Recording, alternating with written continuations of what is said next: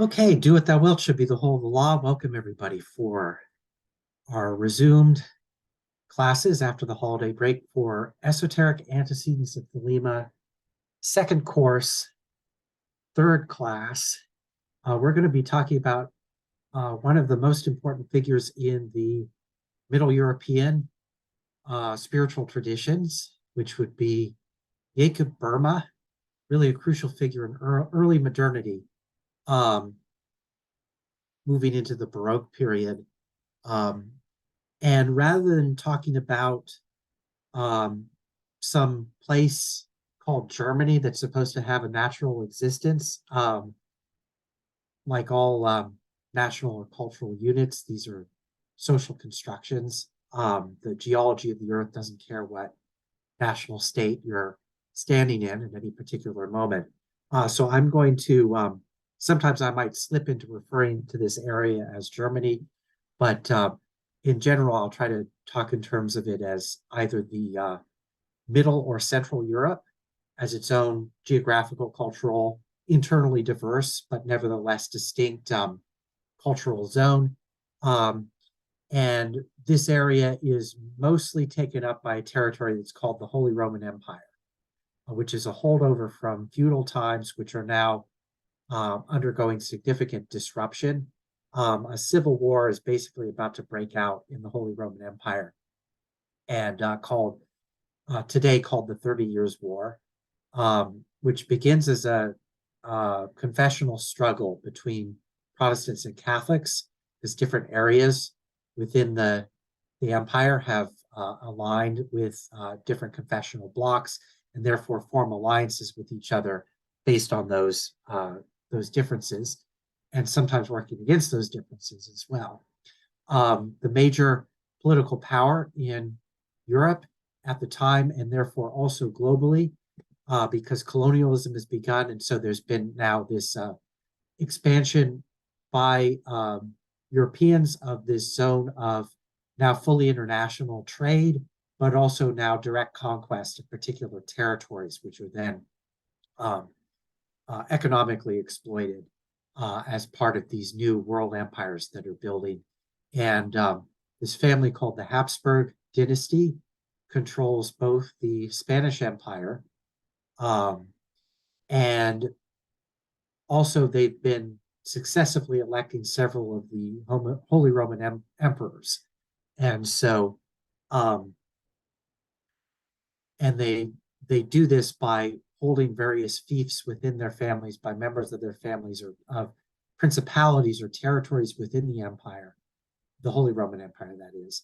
And then whenever the emperor, who's a kind of leader of the federation, but may or may not have a lot of political power or influence, depending on other complicated factors. They're by no means a direct ruler of this territory in the way that's the case for um, other already more modernized national state kind of areas like the kingdoms of France or the kingdoms of England, which have more um, direct control by the sovereign over their territories. So um, the Habsburgs are basically the world power at this time, and from time to time they control the Holy Roman Empire by being able to seat who the emperor is, and this forms this kind of power block. They also have armies. They basically occupied Italy, and so they also control politically, either directly or indirectly, by having military occupation, basically, of um, the all of the different Italian states, which are included as part of this kind of Habsburg dynasty or imperium. Um, and the Habsburgs are aligned with the Catholic power bloc. And opposing them are the various Protestant states, of which the most important are the Kingdom of Sweden, England, and it's the territories the English crown controls, which of course includes Scotland and Wales, and at this time, Ireland to various degrees, depending on how the rebellion there is going or not any particular year. And also what are called the United Provinces, the area that we now today call the Netherlands. And these are all more or less part of a kind of Protestant power bloc, and also several powerful states within the Holy Roman Empire. So the Holy Roman Empire is internally divided between principalities that are Protestant or Catholic, based on the agreement made at the end of the earlier phase of religious wars in the 1500s, where it was determined that politically territories would have the particular confession based on what their prince or sovereign of that territory had as their religion. And that would then be legally recognized under international law as what the confessional status was of that territory. And so there's all this jostling for power within, because of course the Protestant princes are more or less allied with each other, and then the Catholic princes are more or less allied with each other. And then of course the emperor is a member of the Habsburg family, which is a Catholic dynasty. And so the territory where all the spark is going to hit the tinder and all this is going to blow up is this place called Bohemia, which is one of the elector states in the Holy Roman Empire, meaning that if you're the prince of this territory, you have a vote to determine who the next emperor is going to be when the previous one expires. And so, and you also have this prestige status within the constitutional arrangements, which are extremely complicated going on in the HRE. So Bohemia is this wonderful area. It includes several different territories. It's centered in Prague as the capital of what's today the Czech Republic, but at that time was part of this larger territory called the Kingdom of Bohemia. It's ruled by somebody who's called an emperor, not to be confused with the Holy Roman Emperor.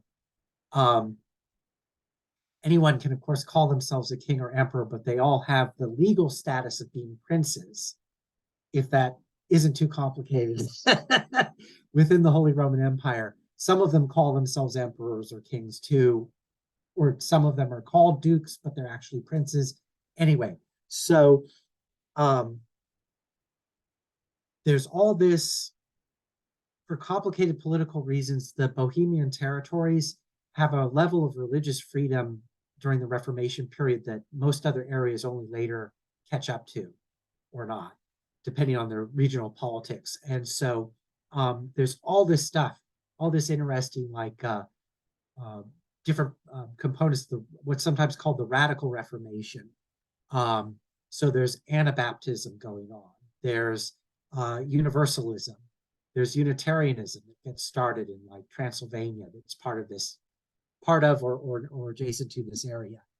And then there's all this Hermetic interest in Hermetic mysticism and alchemy and magic that's going on. And this particularly gets centered in the court of one of the Bohemian emperors, Rudolf II, who basically creates this kind of magical court where he invites experts on the Hermetic arts from all over Europe to come, and he's really into astrology. John Dee and Edward Kelly are invited to come there and spend some time as part of this court.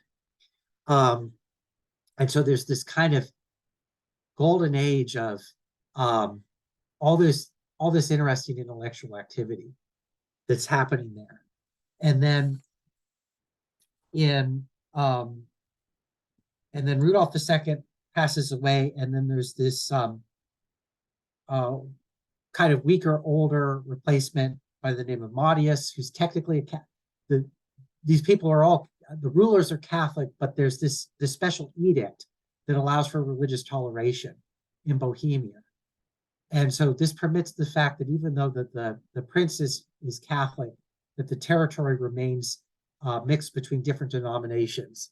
So in Boehme, and we'll get to him in a moment, I promise, in his territory of Lusatia, which is within the Bohemian territories, this is primarily a Lutheran area, although there also are some Calvinists about as well. But because of this kind of like occult court that was going on in this territory, all this magical, Paracelsian, alchemical, hermetic type of speculation is baked into the kind of folk discourse going on all through this area. And that creates the kind of source context where this really interesting mystic that we're going to be looking at today, Jacob Boehme, emerges.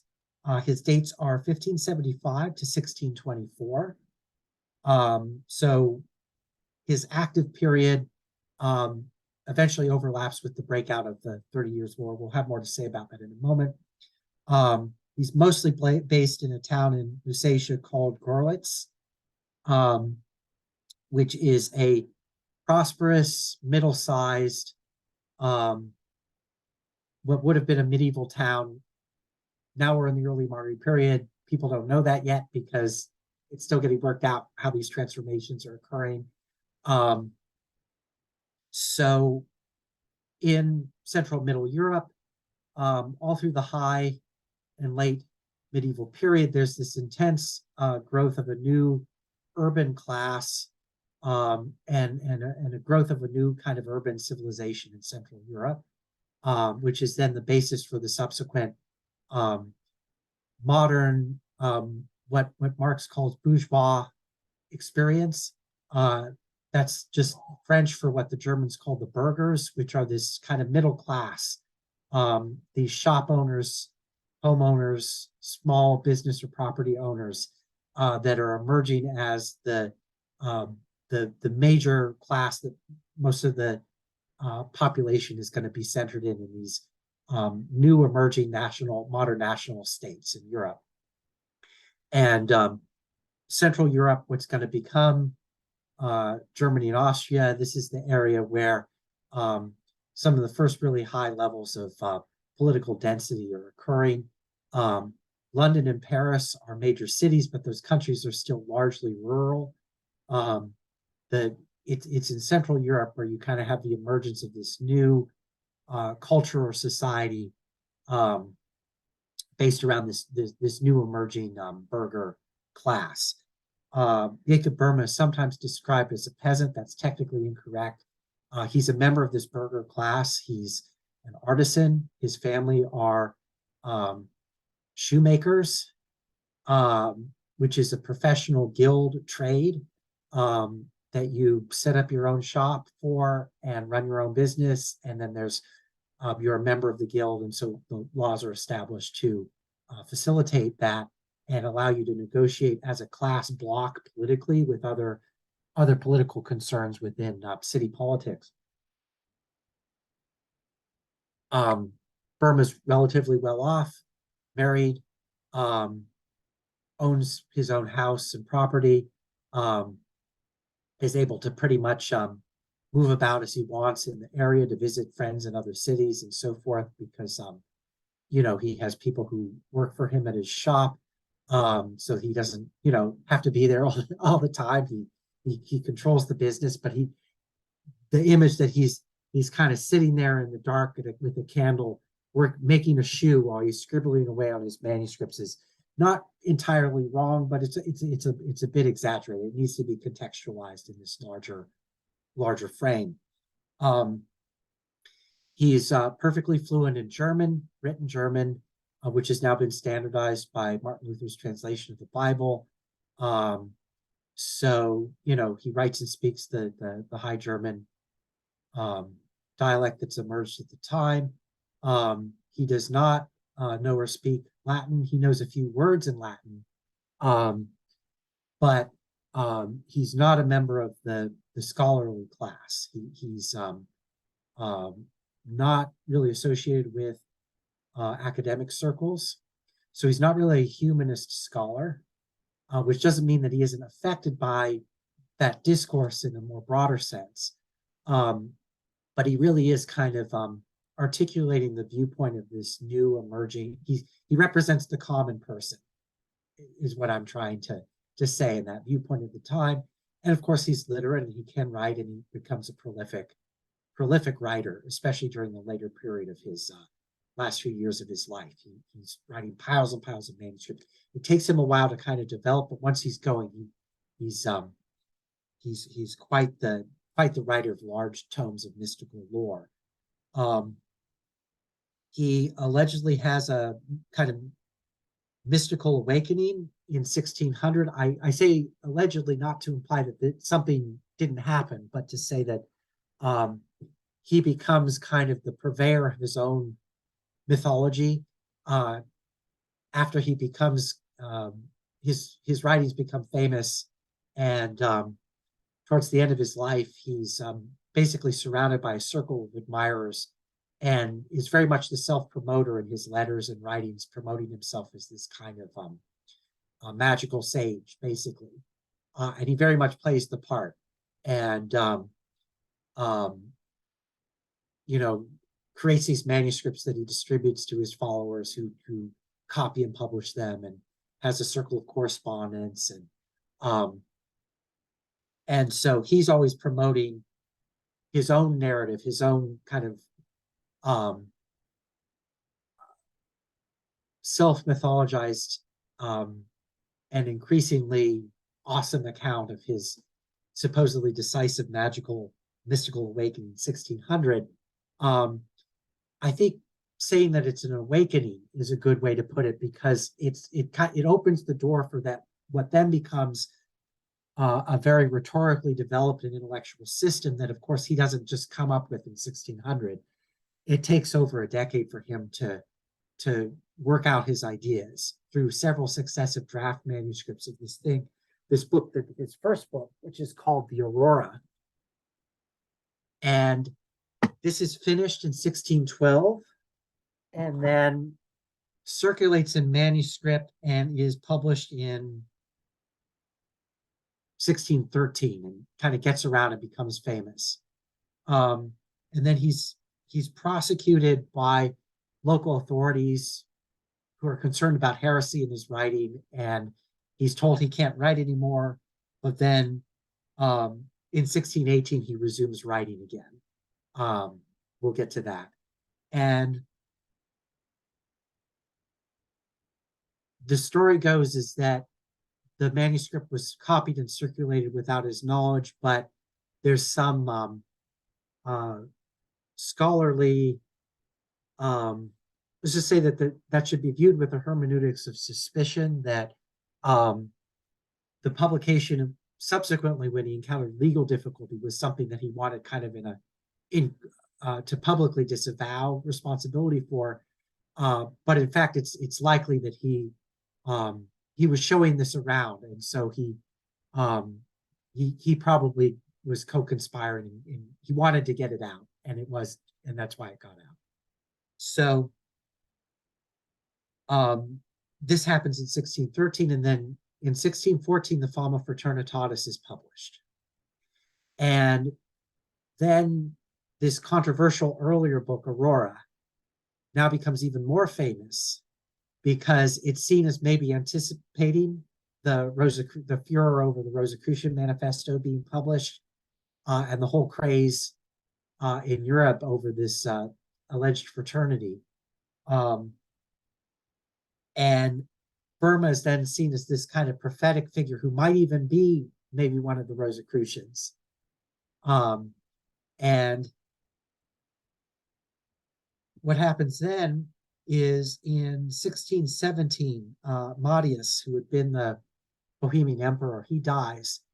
And the Habsburg ruler of Austria,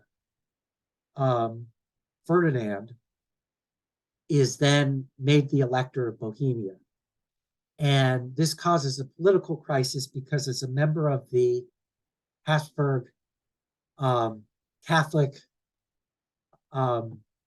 Catholic power bloc, Ferdinand's political agenda is to build a kind of, he wants to defeat the Protestants in Middle Europe and turn the Holy Roman Empire into a kind of Catholic Central European empire, where then his part of the dynasty can more directly be in parallel with the Spanish part of his family, and then there's one gigantic Catholic empire in Europe, and they can dominate and subdue the Protestants.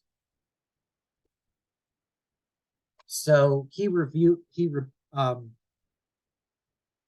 withdraws the Edict of Toleration in Bohemia, And this causes in 1618, which is also when Burma resumes writing, because there's this political crisis happening, and Burma's trying to, as many people are, theologically respond to the crisis.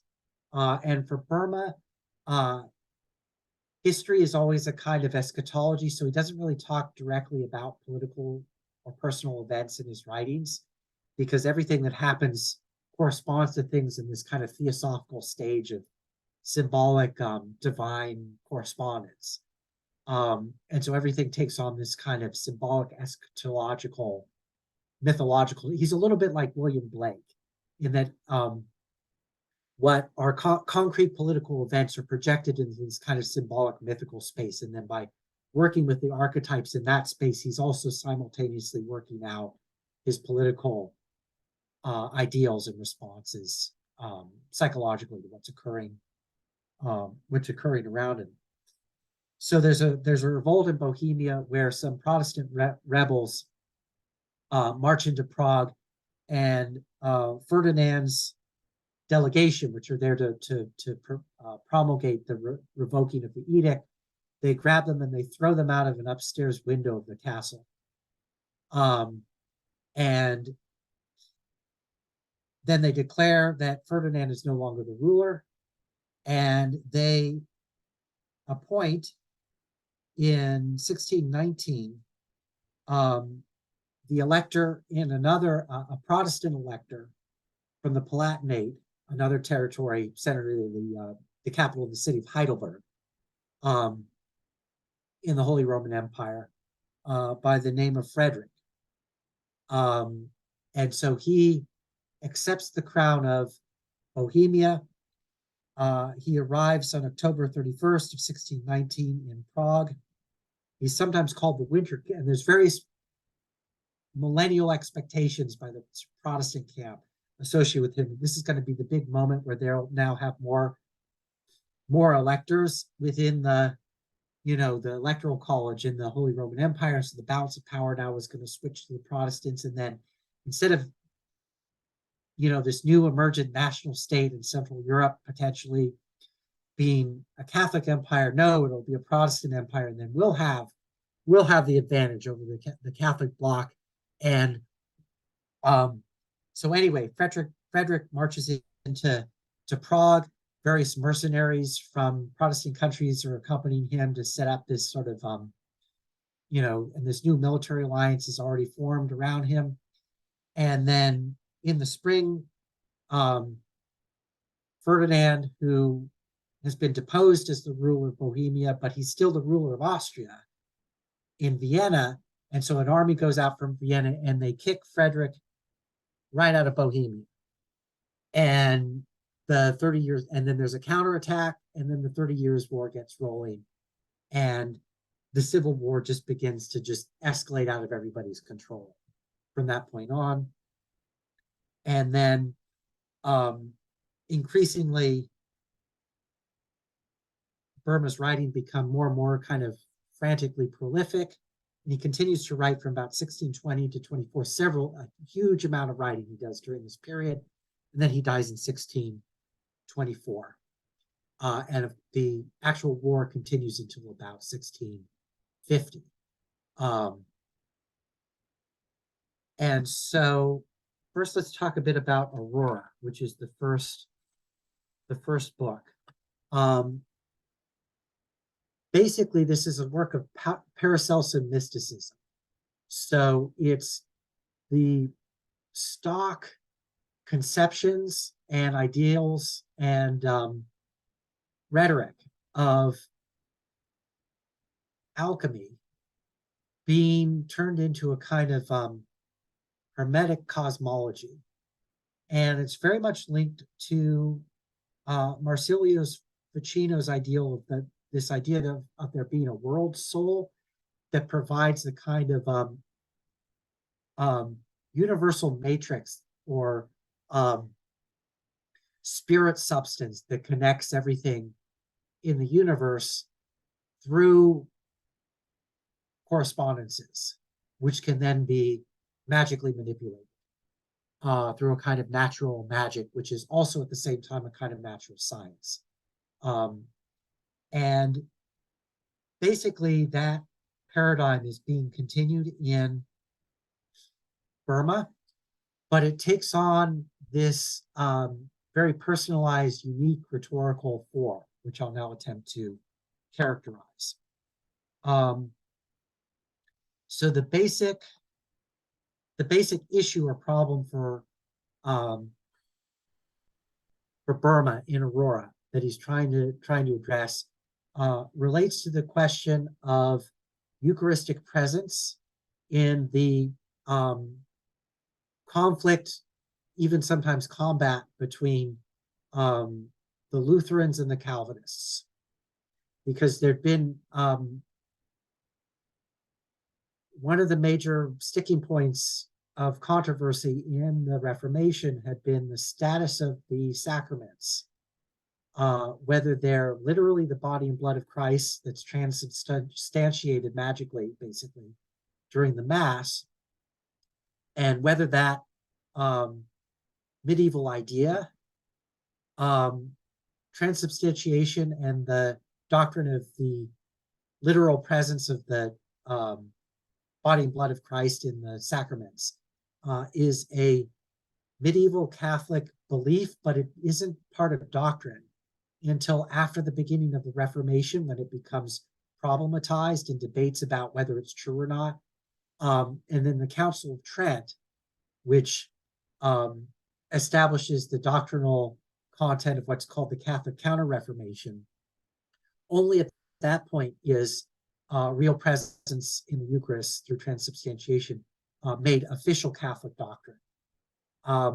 Meanwhile, the Protestants, as they subdivide into various denominational blocks, are coming up with diverse solutions or rejections to whether they want to continue or not this particular medieval superstition. So the Calvinists pointed to the fact that in Scripture it says that after Jesus is raised from the dead, he ascends into heaven, and it says in the Bible that he's seated at the right hand of the Father.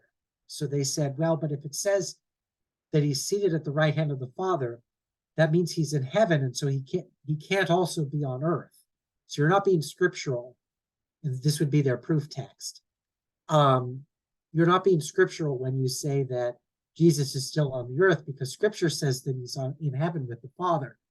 And so the hardline Calvinist position was that if you still believed in real presence in the sacraments, that was idolatry, like, worshiping statues or venerating the saints or the Virgin Mary, and so you're a heretic for the Catholics. You're consigning yourself to damnation if you're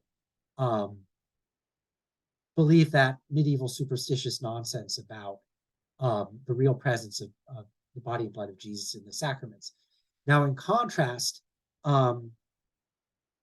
in at least some or most of the Lutheran communion, Luther himself had advocated for the real presence of the body and blood of Christ in the sacraments, but he'd said that it was a spiritual mystery, and so you couldn't say why that was the case, and you shouldn't try. You just had to believe. It was just had to be part of your faith. But because he felt emotionally, basically, as part of his faith, because this is how Luther's mind worked, that there was real presence in the sacrament, he pushed back hard when Philip Melanchthon and some of the other more rationalist humanist scholar, some of his co-conspirators in the Lutheran revolt, when they were leaning towards more skepticism towards real presence. And Melanchthon in particular wanted to create a kind of some kind of compromised position where the body and blood of the Eucharistic, anyway, it's complicated how he tried to mediate these positions, and basically no one was satisfied with that. So Boehme, who does want to affirm Eucharistic presence, but he doesn't agree with Luther about two things.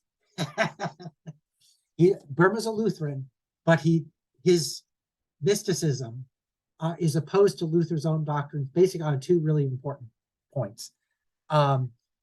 First, he's doesn't believe in predestination or the what Luther calls the bondage of the will. He believes in the freedom of the will, and in fact, that the freedom of the will is the deepest core of what makes the human soul divine, or have a connection to the divine.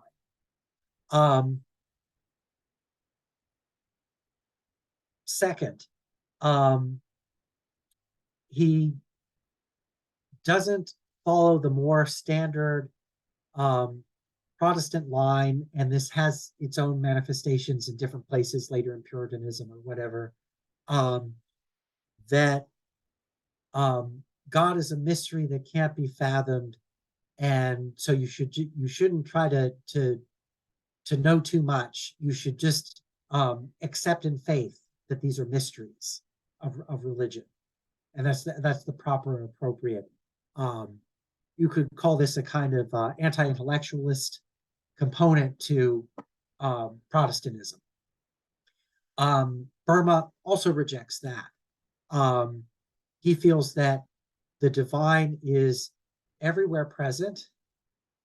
He's a kind of radical panentheist, and so because he thinks that the world soul, Ficino's, the universe itself is a kind of divinely alive being, and that being is the Holy Spirit, and that everything that is part of the Trinity, that is an aspect that is God, and that therefore that's why the body and blood of Jesus is present in the Eucharistic sacraments, not because the Eucharistic sacraments are special in any particular way, but because all material substance and all phenomenon are part of God's body, as it were, including the human self and the human body, which is therefore also divine.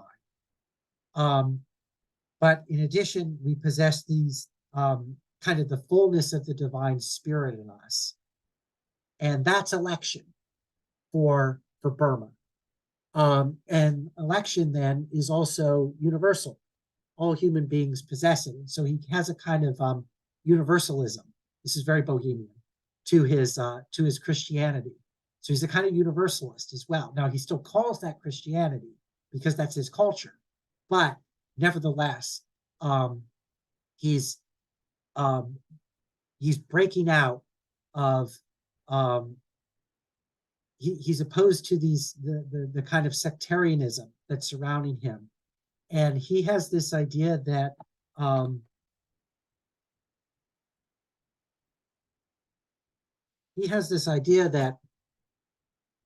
the confessional struggles and strife that are occurring are because this is the result of exoteric religion, and if instead you can find, as it were, the inner light, to borrow a phrase from Quakerism, that this is the esoteric religion that's actually universal, that is a spirituality that can actually connect all human beings, that transcends exoteric confessional differences, and so he's appealing to a kind of magical esotericism as a kind of enlightenment that's going to overcome the unenlightened conflicts and that are going on around him as the result of exoteric religion.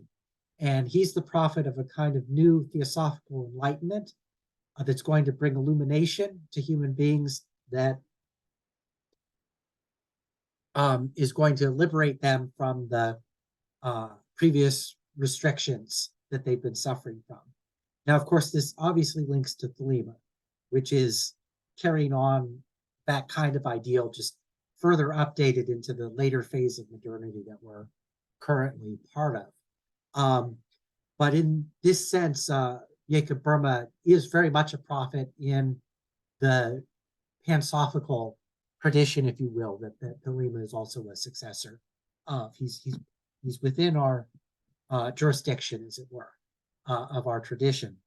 Another thing that Boehme represents is the emergence of, in a Protestant context, of what you might call devotio moderna, modern kind of devotionalism. It's also a kind of illuminism that's going on in a Catholic context. And this is a kind of Protestant version of that. But it's what makes it so interesting is based on all this hermetic and alchemical stuff. And so that makes it really interesting as a kind of undercurrent that's going to, of course, continue into the future all the way through modernity up to us. Often in a critical relationship to exoteric Christianity, which also makes it interesting because it has this critical difference or dimension to it. The main thing that I think is important about Aurora and the standpoint of Boehme that makes him not just Aurora in many ways is a continuation of the medieval organic hierarchical worldview or tradition that comes from Platonism. But Boehme also, at the same time that he's adopting a lot of that mythology and structure, is also so deeply rethinking and reconfiguring these ideas and playing them off with each other that he reaches a point where they break down and reconfigure in a radically new way. And so he's also a kind of break with medieval traditions. He's in a way one of the last medieval mystics, but also one of the first modern mystics in that sense. He has this kind of liminal role, like the way that German idealism is a kind of bridge between early modern metaphysics and critical historicism that continues in is kind of the center of gravity of modern philosophy.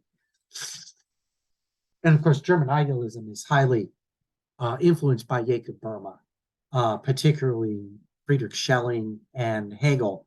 And of course, the more mystically inclined members of the pantheon of German idealism, Novalis and Hölderlin, are very much indebted to certain ideas.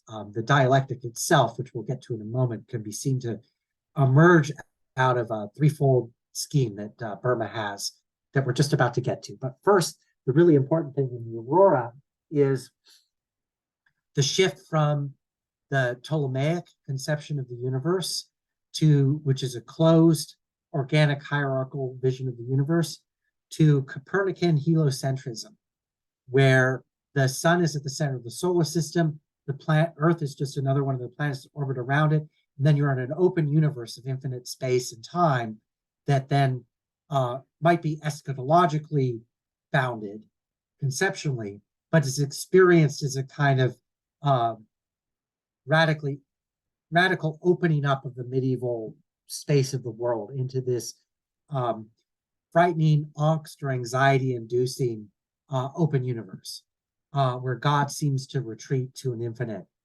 distance. And so I think that the real mystical awakening for Boehme, and this is the thesis also in Andrew Week's early 1990s book on Boehme, which it's very useful for me in prepping for this class. And several of the points that I'm making derive from this book, although I'm putting them, of course, in my own words. So according to Weeks, the real awakening is not so much the mystical experience that happens in 1600, although, of course, that's part of the puzzle, but Boehme's own conversion from the medieval Ptolemaic worldview to the new Copernican proto-scientific heliocentric worldview. And he mediates this transition through the Hermetic sciences, which are many of the early supporters of Copernicus were also Hermeticists, whether that's Giordano Bruno in particular. Maybe he's the most well-known of these figures, but there's a number of other related figures. And so Boehme is actually coming to this Copernican heliocentric view through this kind of through Hermetic science as this alternative to medieval scholasticism. And so in making that transition, he becomes a modern person. He is no longer this thinking in a medieval way. He's now moving into this new space. So, for example, I would characterize this transition in terms of the principle of relativity. What I mean by that is as follows. The Ptolemaic worldview, where there's the great crystal sphere of the fixed stars, and then the Earth's in the center of the universe. There's a center of the universe that everything has reference to. So you have a kind of absolutely fixed coordinate system that's established by God, and everything has its kind of order or place in that. All that becomes relativized in the open universe. Anywhere can be taken as the inertial frame of reference that you can set up a coordinate system to have as the center of the universe. This is the space of the company of heaven in the Book of the Law, for example, where every point event can be its own divine center of the universe. And that's the view that Boehme is arriving at in Errata. Errata is he's setting out this new natural philosophy, that's this new nature spirituality, this alchemical hermetic cosmology, but it's Copernican. It's from this point of view of relativity, where everywhere in the universe is divine. Everything, every point event can be seen as the concentration of various divine principles. There's 7 of them in Errata. Way too complicated for us to get into today. And because what's important about that is that leads him then to posit a more cleaned up system of thought when he gets to his next book, which is the one we're actually going to look at, which is the 3 Principles of the Divine Essence, which is published in 1619. Because that's where he really fully breaks with the organic hierarchical, or the real break is finally worked out with that. And so let me share my screen here.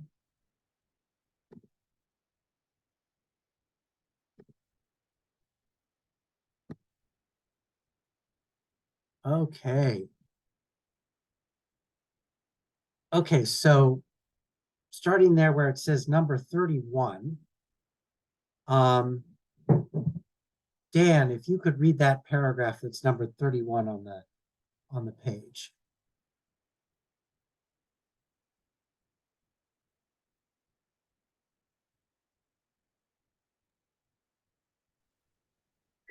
But you will say, this is only God, and he is a spirit and has created all things out of nothing. It is very true. He is spirit, and in our sight he is as nothing. And if we had not some knowledge of him by the creation, we should know nothing of him at all. And if he himself had not been from all eternity, there could nothing have been ever have been. So okay, so in Luther, the created world and God are completely distinct. In Boehme, they're the same being. They're different aspects of the same ultimate divine substance. So that means that through similitude, you can know about one through the other. So you can learn about the hidden Godhead through the study of nature. That would be totally rejected by most a lot of other theologians, but this is the radical kind of and of course he's also getting this from Paracelsus. This is basically a hermetic ideal, as above so below. The microcosm and the macrocosm mirror each other, and so therefore through a kind of through learning the symbolic correspondences that are revealed by nature, these are also in God. You're just seeing their outer aspects, but through their outer aspects you can intuit through the gnosis, basically, to their inner essence. that's within the Godhead, within God himself. Okay, Luke, if you could read 32.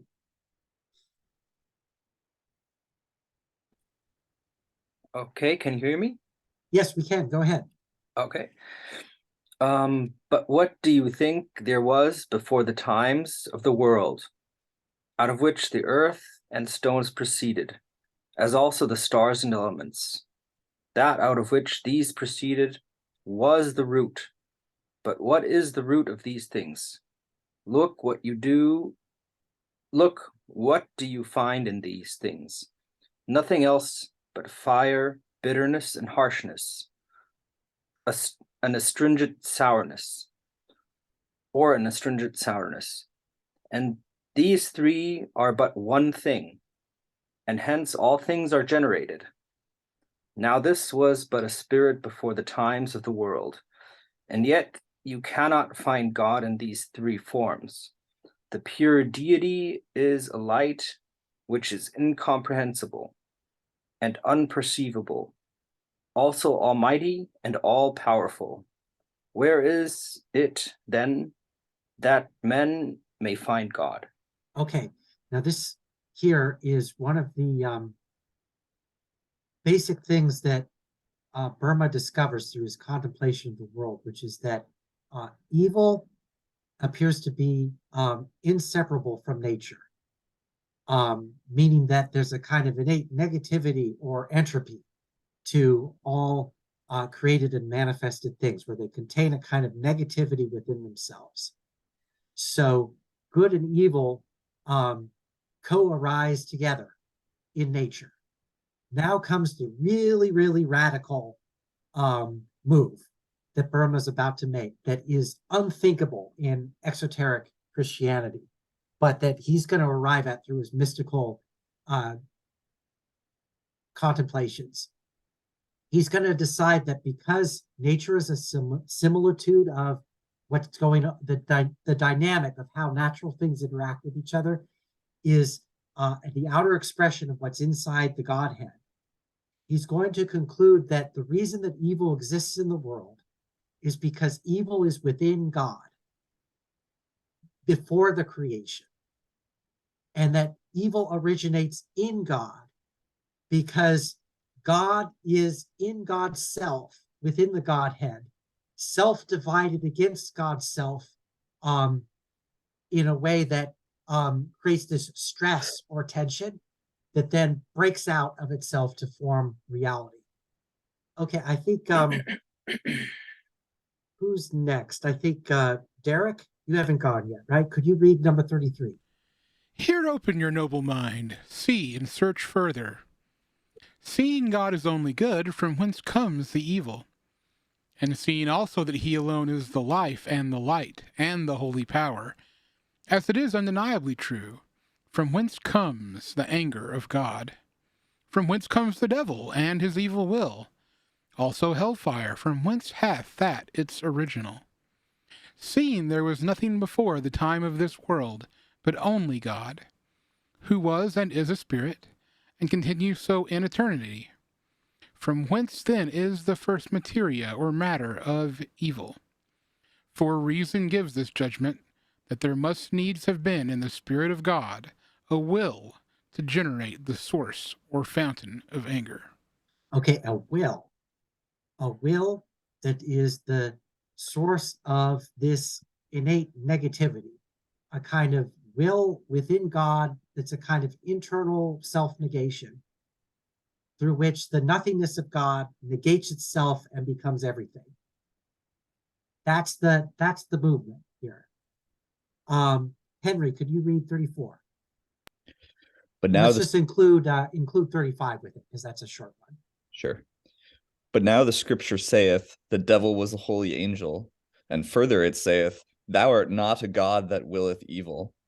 And in Ezekiel, as sure as I live, I will not the death of a sinner.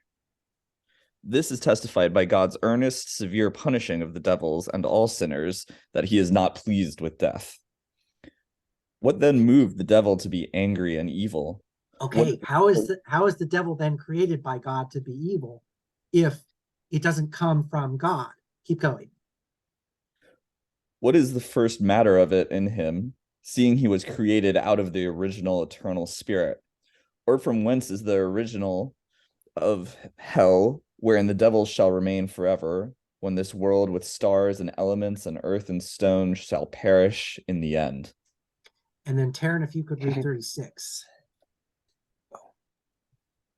Beloved reader, open the eyes of your mind here and know that no other anguish source will spring up in him and torment him than his own quality, for that is his hell out of which he is created and made, and the light of God is his eternal shame, and therefore he is God's enemy, because he is no more in the light of God. And this is the same as said in Milton in Paradise Lost, where he says of the devil that he has hell within him. And that's why wherever he goes, he's in hell. It doesn't matter whether he's actually physically in hell or somewhere else. And then Dan, if you could read 37.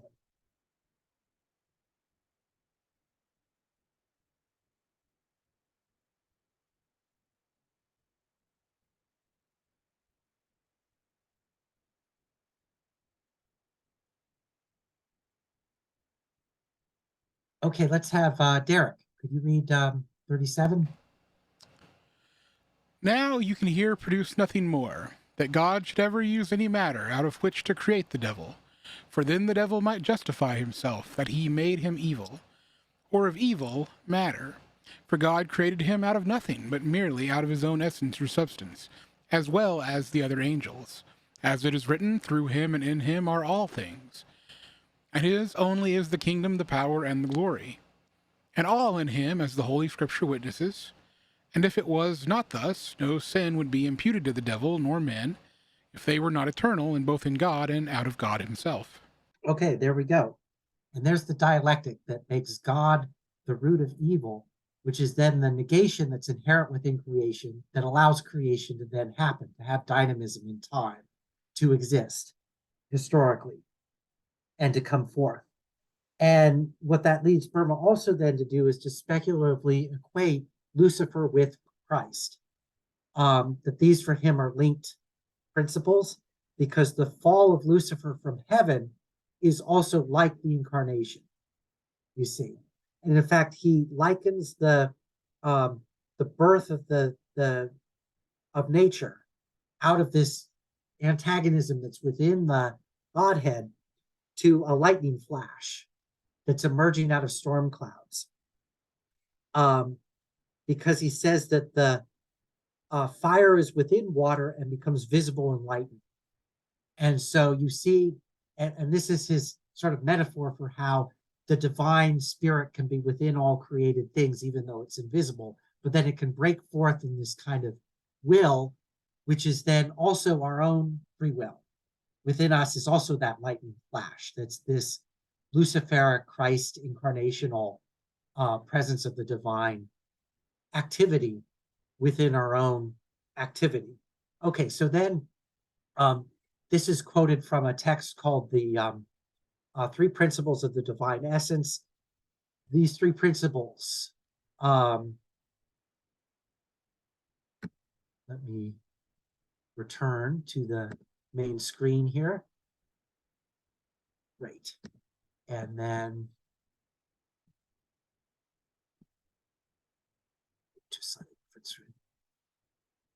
okay, so there's three principles then that are the three different aspects of, you could say, the Trinity, or the unfolding of the divine into time and space. I'm now going to share my screen again so that you can see him describe this in a text that's called the later text that's called the Clavis or Key of Jacob Boehme, which is one of his later writings. He summarizes these. So here he's discussing what's called the Mysterium Magnum, which just means the great mystery, meaning the great mystery of the creation by God. So the first principle is the Father. The second principle is the Son. And then the third principle is the Holy Spirit. So the first principle he compares to So the first two principles go together, and he calls them the fire world and the light world. But the fire is a dark fire. So it's also called the dark world because it only achieves illumination through the second principle of the light world. So the Father is this kind of like Freudian unconsciousness, which then emerges into the ego or self-consciousness in the Son. So the light brings to manifestation the fire. So it's like a fire and then the light of the fire, which are the same, but you could also view them separately as different properties. The warmth versus the light or the appearance. So this is also the darkness of the Father before the creation within the divine depths of the Godhead, which then needs to bring itself to creation. So Taryn, if you could read, starting where it says, the Mysterium Magnum is a subject of the wisdom.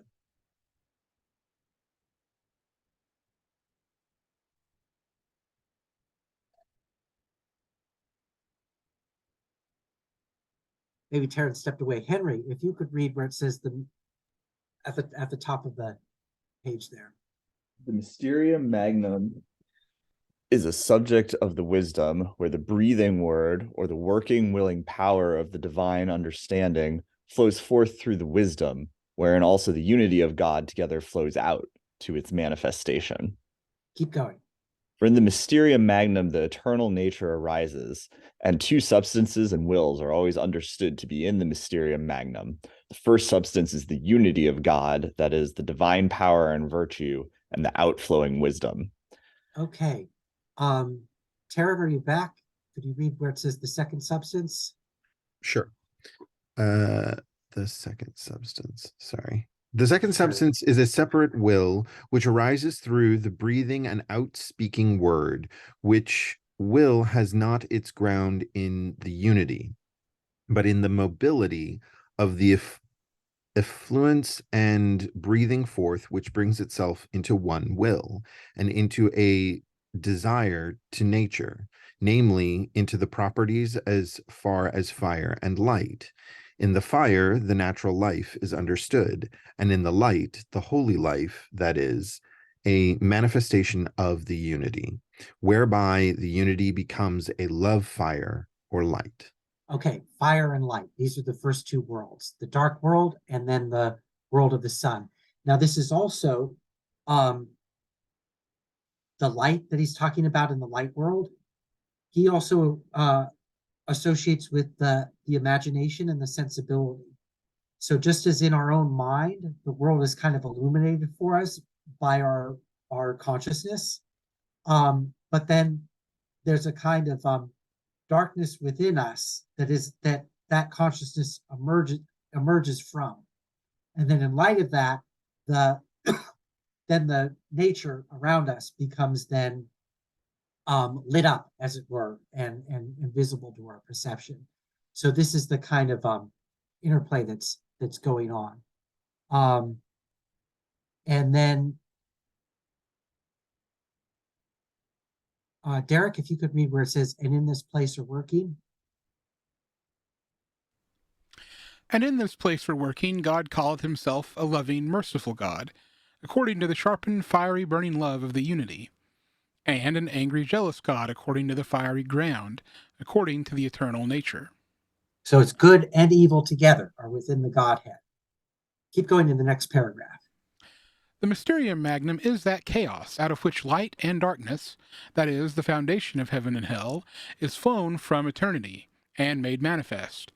For that foundation, which we now call hell, being a principle of itself, is the ground and cause of the fire in the eternal nature, which fire in God is only a burning love, and where God is not manifested in a thing, according to the unity, there is an anguishing, painful, burning fire.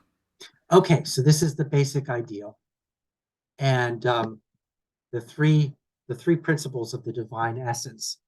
And if you look closely at this, you'll be able to spot that this is the origin of Hegel's dialectic, the three steps of that, namely what he calls being in itself.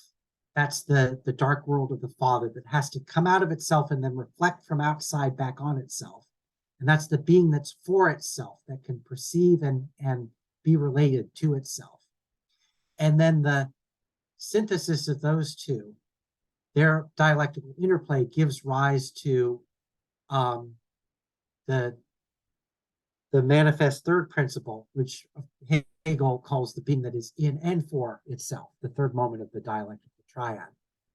Now, this is laid out, of course, in Hegel's Logic, which was being read by Crowley when he was working on the philosophical papers, including Barsheath and Essay in Ontology, which repeatedly cites Hegel in that, and Hegel's triadic thinking in that document.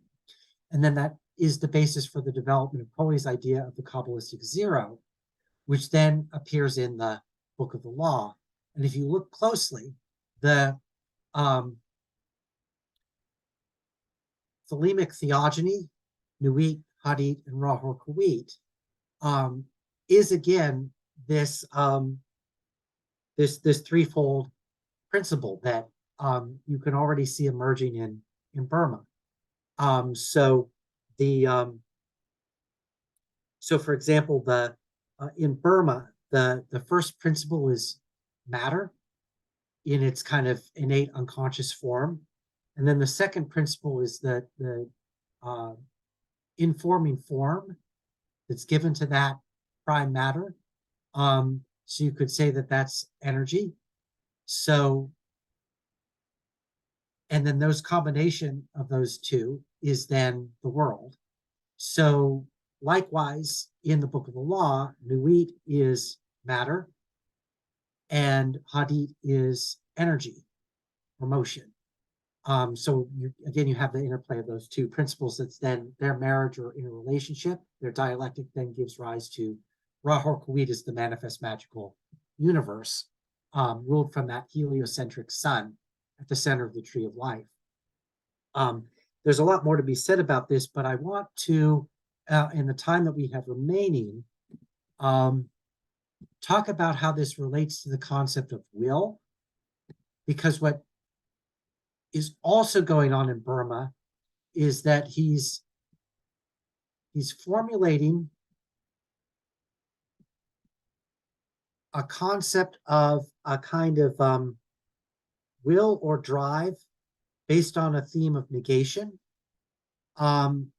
So this gets picked up again by Freud, and I want to show you how that works, because I think it's really interesting, and because then that directly relates to the Thelemic concept of will that also comes from this Freudian ideal. Now, the reason I'm doing this is that I'm trying to show how a number of themes and ideas in Thelemic philosophy are really very deeply intermeshed and connected with some of the deepest speculative trends in modern philosophy. And so far from being like unique ideas that Crowley's just sort of coming up with for fun or whatever, not that we would think of them that way, but there's these very deep connections to a larger context of thought. So this is a really short paper, so it's just 3 pages, so we're just gonna directly read it. Taryn, if you could pick up at the bottom of this page where it says this is a paper by Freud from 1925 called Negation, and it relates to his theory of the drives that is first articulated in Beyond the Pleasure Principle, which he publishes in 1920. And I'll explain how that all works as we go. If you could start reading where it says, the manner in which our patients. The manner in which our patients bring forward their associations during the work of analysis gives us an opportunity for making some interesting observations. Now, you'll think I mean to say something insulting, but really, I've no such intention. We realize that this is a rejection by projection of an idea that has just come up. So it's a negation, in other words. It negates some thought or principle. Keep going. Or you ask who this person in the dream can be. It's not my mother. We amend this to, so it is his mother. In our interpretation, we take the liberty of disregarding the negation and of picking out the subject matter alone of the association. And of course, that's a negation of negation, which is again the kind of procedure that we're talking about. Keep going. It is as though the patient had said, it's true that my mother came into my mind as I thought of this person, but I don't feel inclined to let the association count. And that's because of resistance that occurs by the subject during their analysis, because unconsciously they narcissistically desire to continue to manifest the symptom, because the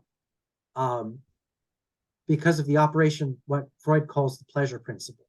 And that works like this, which is that the libido, or basic psychological dynamic of the psyche, there's a dynamic with the psyche to seek a kind of equilibrium of impulses so that you can calm yourself out and not be seen as being threatened by what's happening around you.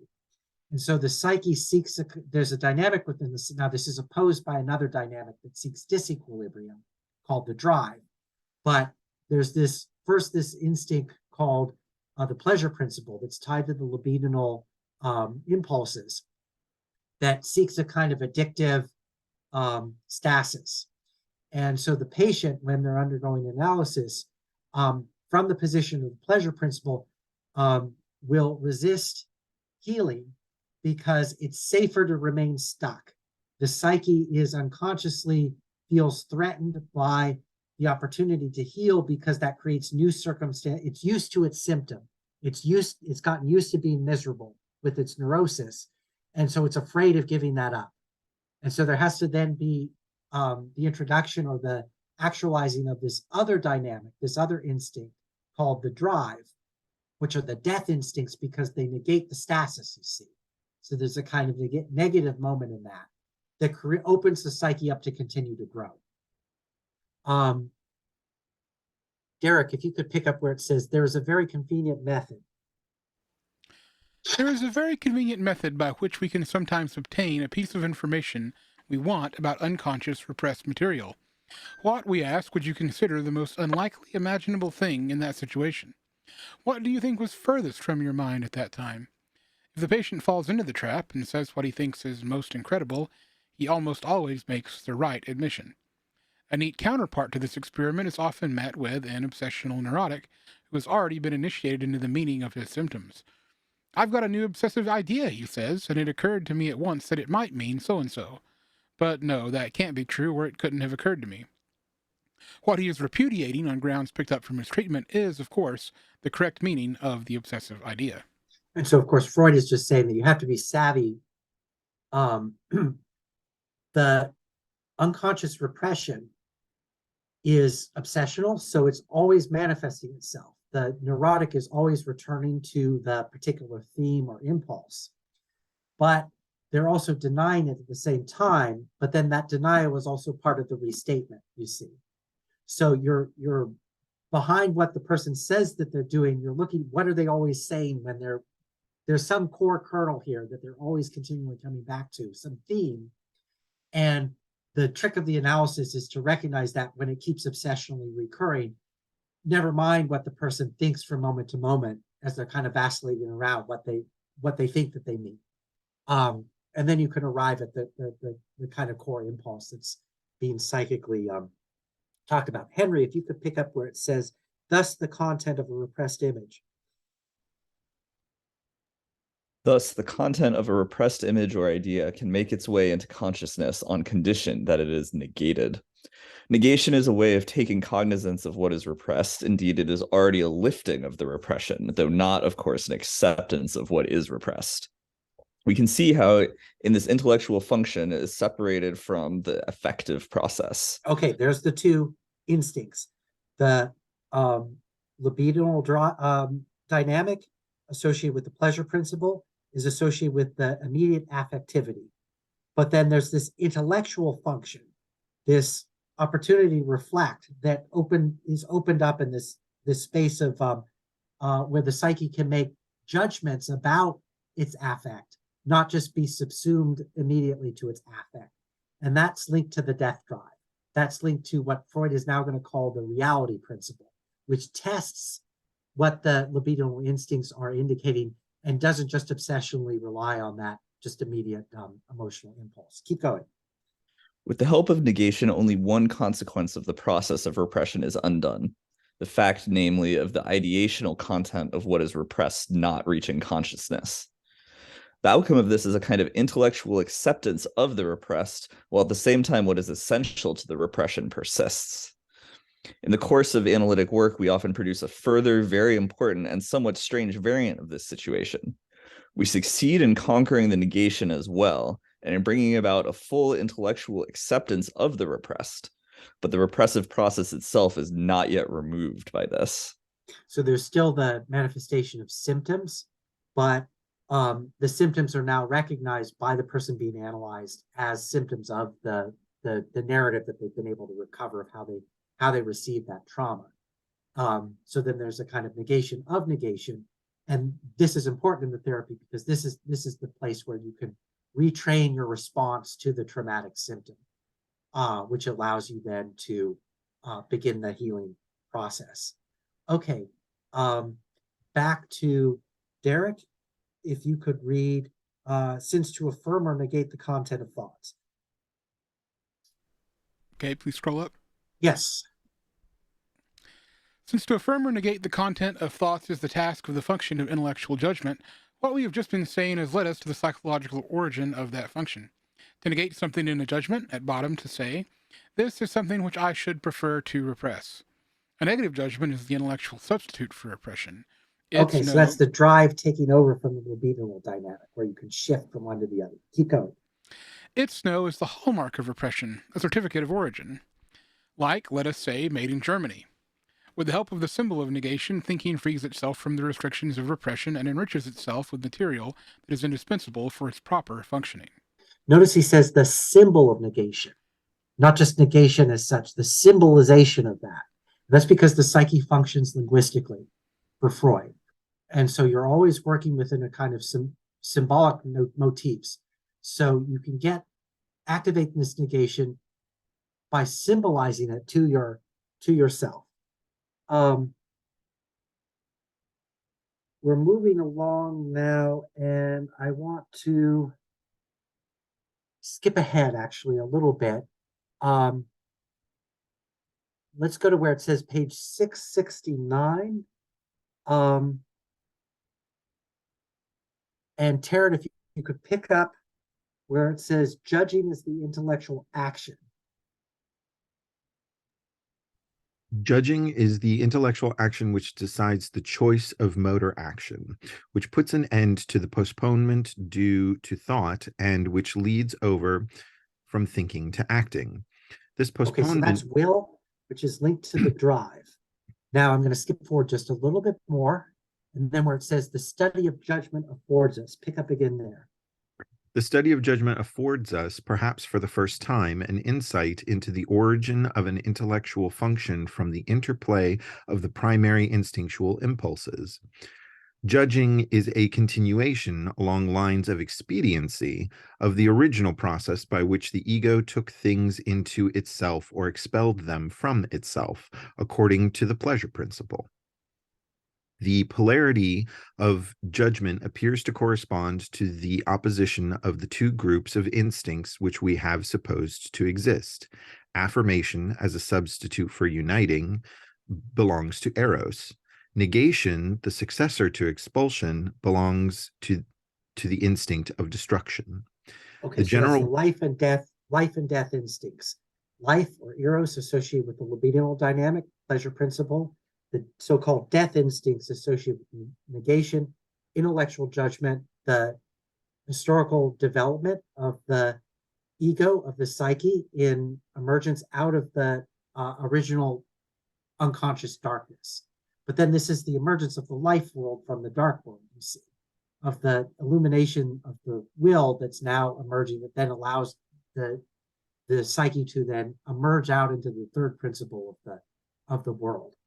And the importance of this too is that for Freud, the ability for the psyche to emerge, for the ego to emerge, to not just remain in infantile narcissism where we're just subjected to obsessional impulses from the unconscious that we don't have control over. That for Freud, psychoanalysis is about the strengthening of the ego against both unconscious compulsion and against the irrational impulses that also derive from the superego. That's another conversation. But for Freud, you're not just trying to disintegrate the ego, quite the contrary, you're trying to strengthen it. And so, again, there's this idea that there's this primordial rejection where you have to create this new psychic space where you have to negate the unconscious impulses that were your kind of immediate bodily affectivity as an infant. And so this links back to the idea of Isaac Luria's Simso as a kind of primordial evacuation, which in Freud's thought is associated with the death drive. But it's also linked to, and this is more or less actually explicit if you follow the train of thought of the theme of negation through German idealism and German romanticism, through Schopenhauer, through Nietzsche to Freud, which we don't have time to review, but there's actually a thread of this thought that runs back to Boehme that I'm kind of alluding to here, but I'm mentioning, but skipping the steps, and I'm sort of taking us right to the end of the conversation to Freud to kind of summarize the whole process because we don't have time to review all the steps. So what's occurring here is that Boehme is thinking this kind of theogony, which then this theosophical theodicy, which then when it gets to Freud becomes a psychology. And then when it gets to Crowley becomes a magical psychology, but then is still linked back to this earlier kind of Rosicrucian theosophy that's going on that is getting down to this deep theme of a kind of divine will within each human being being a uniquely divine expression of the kind of Christ-Lucifer principle of the actively creative divine being. But it flows out of the fact that at the beginning of time, it's not this ordered hierarchical emanation like in Platonism. Instead, Boehme is positing at the beginning of time, God goes mad and is the source of evil from which everything begins in chaos, as he saw from the passage that we were looking at earlier. And so out of that primordial, not order, but out of that primordial chaos of the Godhead, then order emerges as a second order phenomenon emerging out of that. And of course, that aligns with modern physics, with the beginning of the Big Bang as a primordial explosion, a chaotic rushing forth of the light out of the primordial dark world of the quantum fields of the primordial monoblock.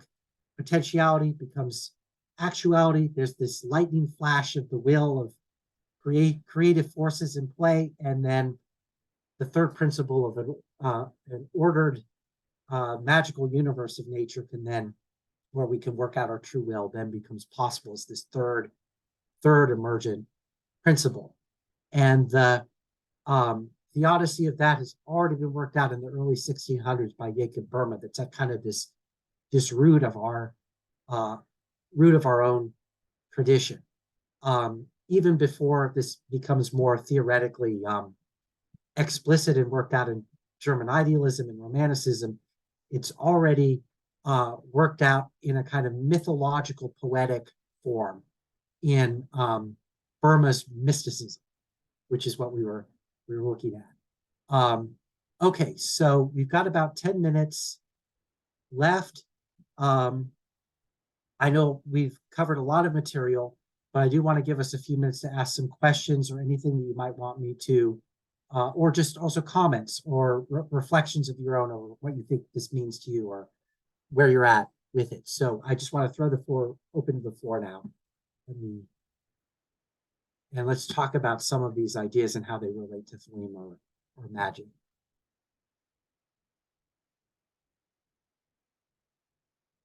Anyone feel free to jump in.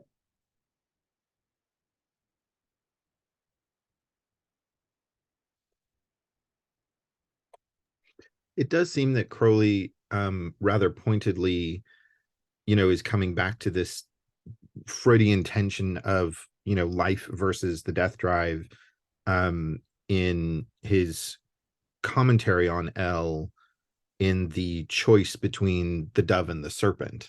Yes, that's Right. very much the distinction there. Yeah. And of course, there's kind of a queer element to that as well, and a kind of antinomian kind of breaking with bourgeois social norms built into that also. But continue, Taryn, to tell me what you think of that. Well, no, I just yeah, I think it's really interesting through this course to kind of recognize, like, okay, here are the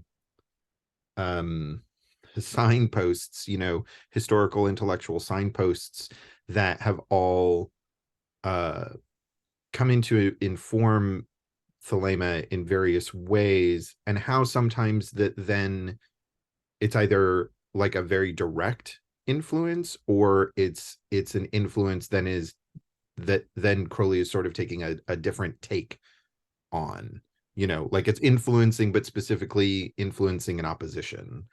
Sure, that's part of the dialectic too, or Right. you could characterize it in terms of, say, Jacques Derrida's concept of difference, where um, everything is, all reading is always reinterpretation, that you can never return to quite the original intent of the alleged author, because you can't fix that either. Or another way to put this was that this principle of relativity comes into play within the interpretive space of the magical universe itself. But that is just another positive, in a positive sense, that's just another way of saying that we're all called upon to kind of, through our true will, freely and creatively fashion our own magical universe, which not only isn't going to be different from, in other words, it can't not be different from everybody else's magical universe. It's necessarily unique, not just arbitrarily unique. We can't conform to what anybody else is doing in some kind of isomorphic way.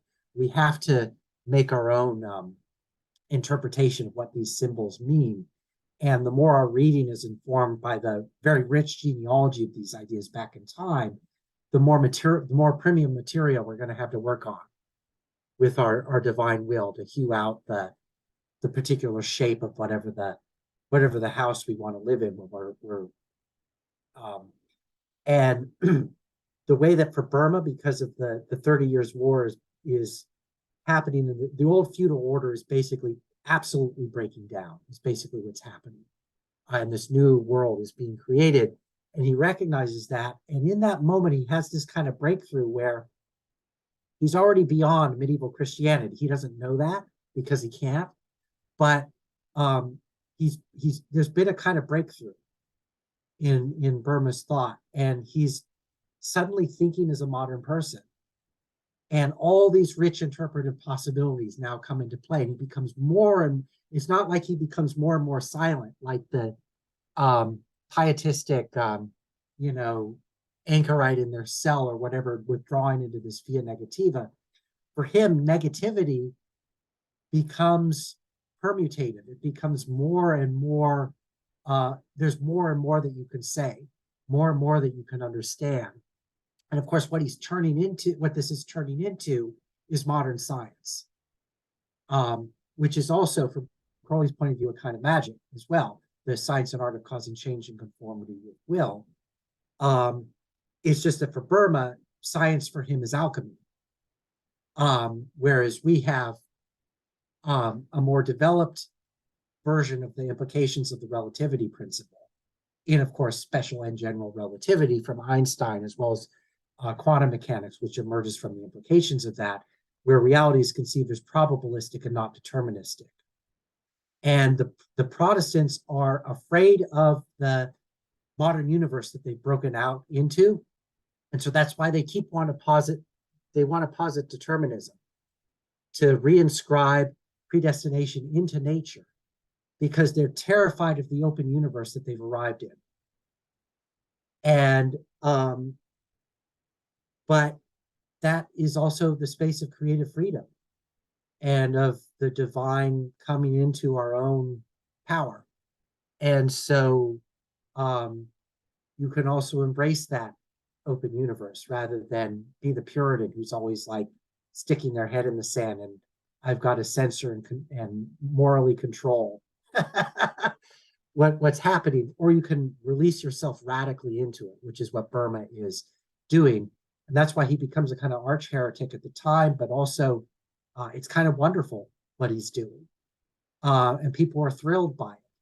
And so it's like this dangerous, like dynamite of thought that he's letting loose. And of course, that's going to lead to all the other radicals that come after him, whether that's Spinoza, Crowley, Nietzsche, Marx, whoever your favorite that you want to pick out. As we're breaking into this new, we're breaking out of the closed Ptolemaic universe, and now we're in the open Copernican heliocentric space that more actually accords with the actual natural universe that we exist in. And now we've got the language games that we can manipulate to understand and relate to that. And we grow, what it means to be a human being is able to grow. Other questions, comments? Luke, Derek, Dan, Henry, anything you've got to share or say? Henry, go ahead. Yeah, I think it's really interesting. I guess I'm interested in, it feels like there's also a negation that's occurring in this flip to modernity at like a social level, maybe. Well, we all become, there's a danger to it, which is we all become these atomized, isolated individual subjects. We're no longer just, in a medieval world, it's organic and hierarchical. Everybody's born into a particular class position and they know who they are and what they're doing based on their social location. We lose that in modernity because everything becomes open-ended. And so we have to make ourselves in a new way. So is there a synthesis of those two extremes? Well, for Karl Marx, socialism is the ideal synthesis between the private individual who has their own needs and unique expression, but they're blocked from realizing that by material conditions. So those have to be socially reappropriated through some kind of community effort. But then the politics of that get really complicated and sometimes kind of dark. And it's a complex question that still needs to be answered. I think that part of Thelema's contribution to that is to conceive of the star self in the body of Nuit as an innately social entity. We're striving towards a kind of community towards each other that's going to be realized is posited in this eschatological possibility of the Eon of Ma'at. But in the meantime, we're subsumed to modern conditions, which are a kind of apocalypse, like the 30 Years' War that was breaking out around Burma. We discover that we're these modern individual subjects, but then we're in this dialogue with each other that we can't handle. And so fighting breaks out and we have to figure out how we're going to deal with that. Democracy is a way to do that. The understanding that society needs to be innately diverse, that we're not going to overcome certain real differences between each other, but that's fine. We can then have civility and toleration towards each other in those differences. These are all things that come about in kind of this new eon of the modern that we can kind of work to for social norms that are going to replace the old hierarchical, slavish and enslaving so-called virtues or values of the medieval or old eon, which of course do perpetuate in modernity. And then there's a kind of reactionary organicism that then emerges later where it's like, no, we need to respond to the chaos of modernity by going back to these old forms, reestablish some kind of hierarchical authority, and that's called fascism, and is something that I think also needs to be fought against. We can't go back. We have to move forward. But what that means is ambiguous. We have to work it out in history. Okay, thanks everybody. I think we're coming up on 3:30. Any last final remarks or comments? We've got about a minute more. Otherwise, I think we're going to move towards closure. We're going to talk about Freemasonry next week, which is really fun and interesting and becomes the kind of club format within which esoteric societies are going to move forward to try to take this Illuminism into history and into society, so that it's not just some kind of private experience that you're having in your shoe shop in Middle Europe, and then you try to bring it out and you get censored, and then this war breaks out and it doesn't go anywhere, and the great Rosicrucian Enlightenment that's supposed to occur turns into this this terrible conflict. Well, there's a reattempt later to try to get back on track with this kind of enlightenment that's occurring. And we'll discuss one of the major social formations, namely Freemasonry, wherein this was kind of carried forward in the next time. Anyway, thanks everybody. Love is the law, love under will. I'm going to sign off now. Thanks for joining us for this class.